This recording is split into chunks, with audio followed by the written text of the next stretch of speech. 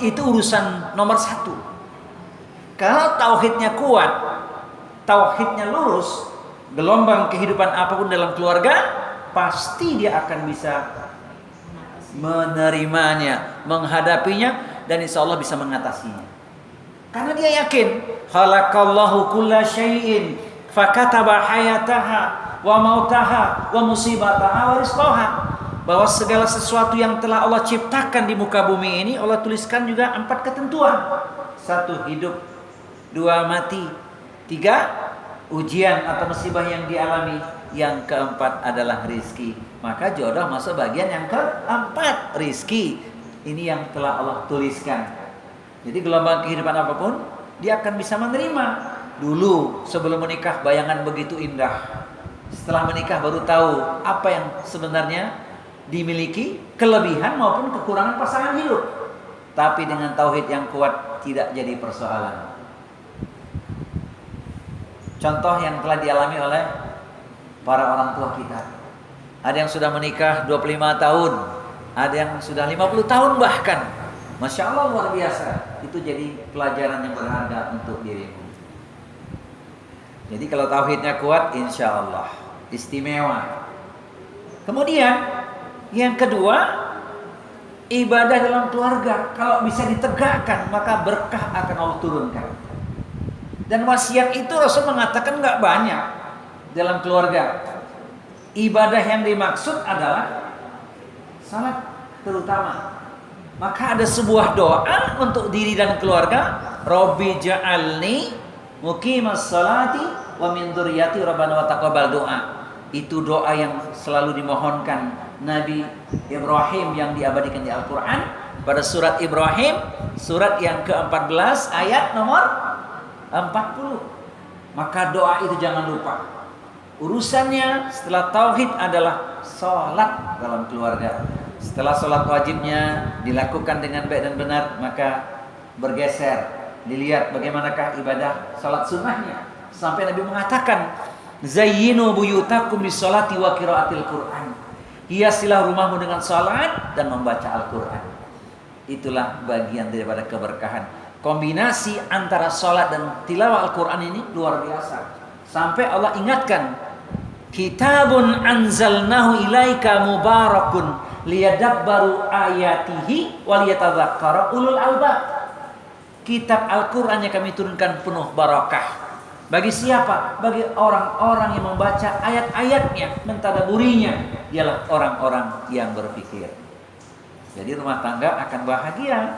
Allah turunkan keberkahan kalau salat dan tilawah Al-Quran menjadi hidangan setiap harinya. Masya Allah. Nah ini. Kemudian setelah ibadah baik dan benar adalah akhlak yang mulia. Kalau akhlak sudah mulia, kedua pasangan hidup pasti akan dicintai oleh Allah, dicintai juga oleh manusia. Ini akhlak ini luar biasa ini. Peranan akhlak itu luar biasa. Seseorang itu dimuliakan karena akhlaknya. Dalam keluarga ada akhlak tersendiri, yaitu bagaimanakah porsi seorang suami dan porsi seorang istri.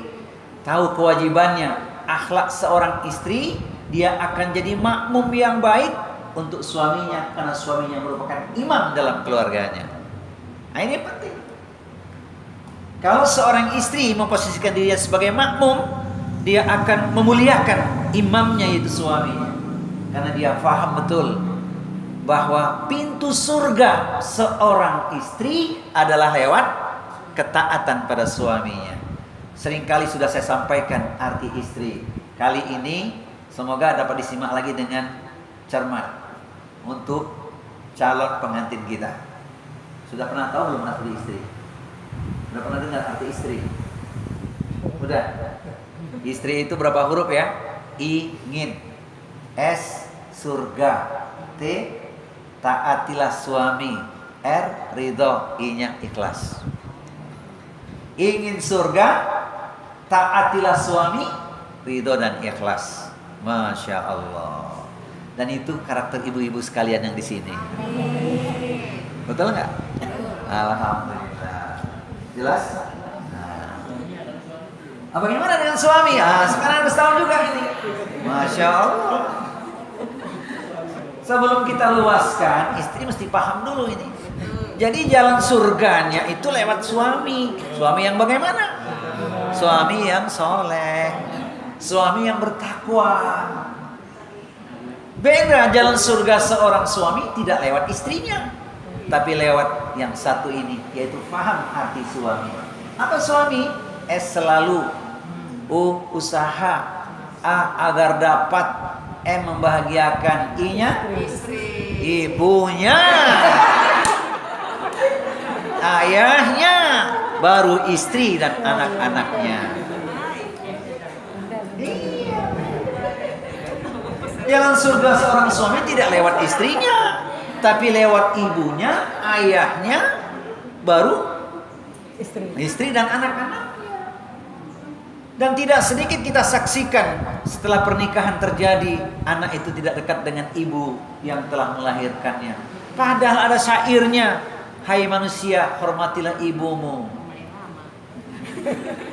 Enggak jadi saya lanjutin ya.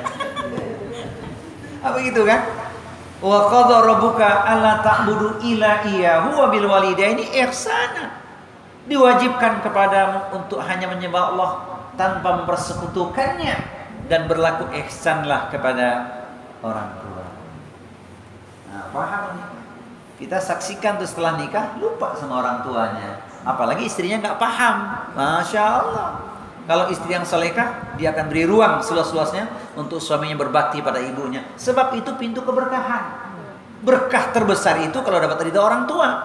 Keumuman dalil, ridha Allah fi ridha walidaini, wa suhtullah fi suhti walidaini. Ridha Allah itu ada pada ridha orang tua, murkanya Allah juga ada pada kemurkaan orang tua. Jelas? Gimana prakteknya? Selalu usaha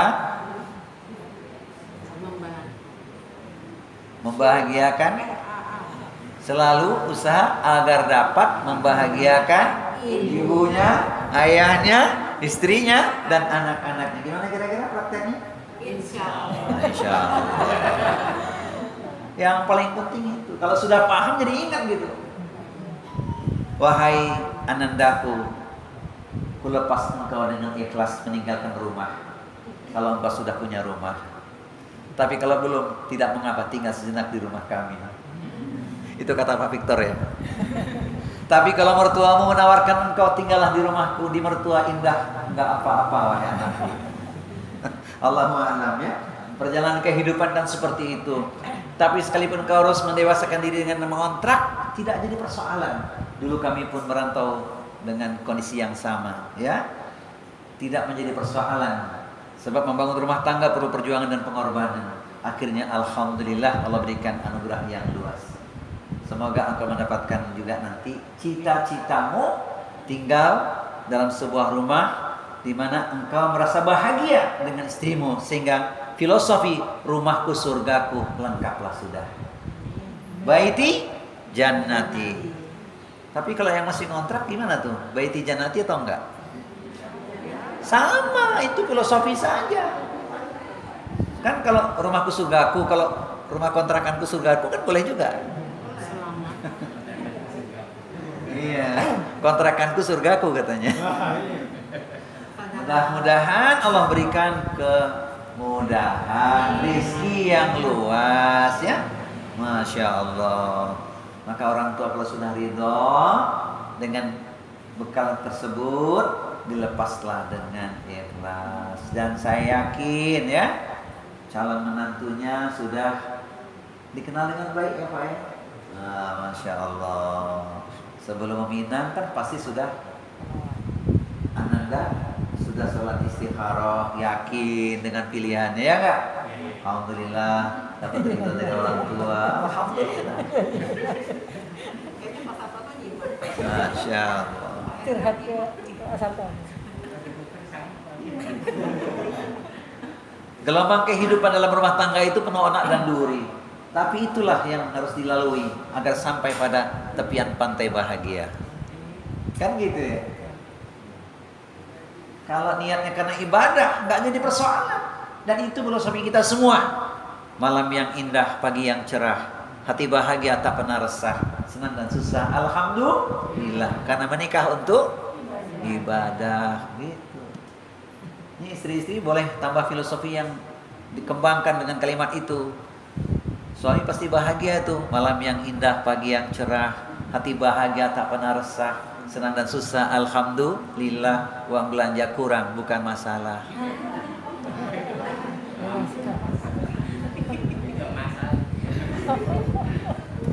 Gimana Bu kira-kira Bu? Pernah ngomong gitu nggak sama suami Bu? Luar biasa itu.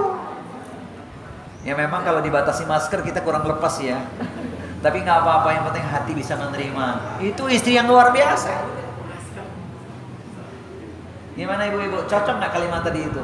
Kalau kurang cocok ganti aja. Malam yang indah, pagi yang cerah, hati bahagia, tak pernah resah, senang dan susah alhamdulillah, uang belanja 1 juta bukan masalah.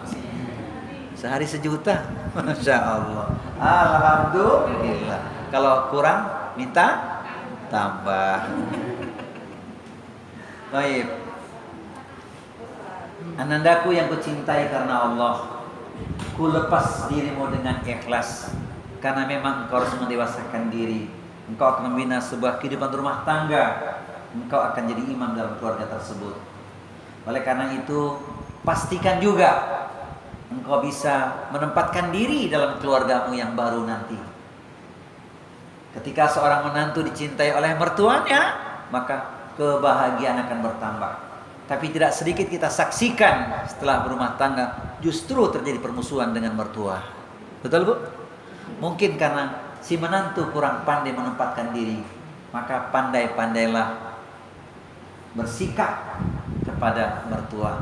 Karena mertuamu juga jadi bagian dari orang tuamu setelah engkau nanti dipastikan menjadi menantunya.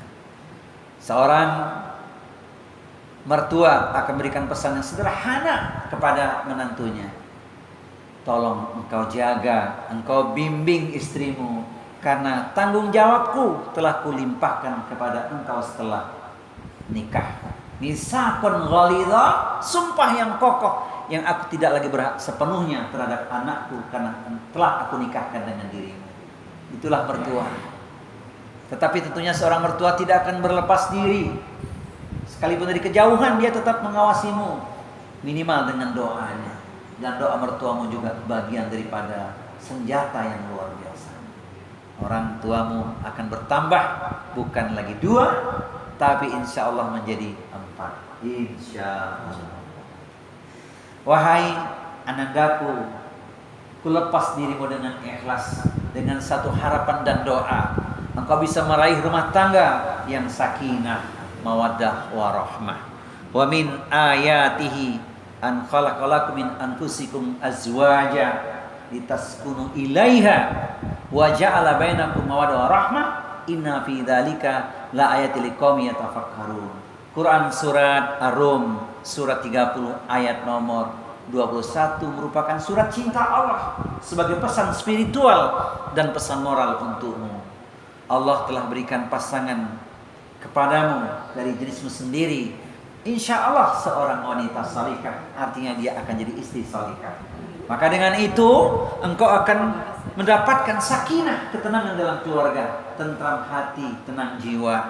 Kemudian bertaburnya rasa kasih sayang, turunlah rahmat dari Allah Subhanahu wa taala. Semoga kelak lahir generasi Rabbani yang engkau akan bahagia, sebagaimana doa yang tidak boleh engkau lupakan. Mohonlah dengan doa ini, Rabbana hablana min azwajina wa dzurriyyatina qurrata a'yunin waj'alna lil muttaqina imama.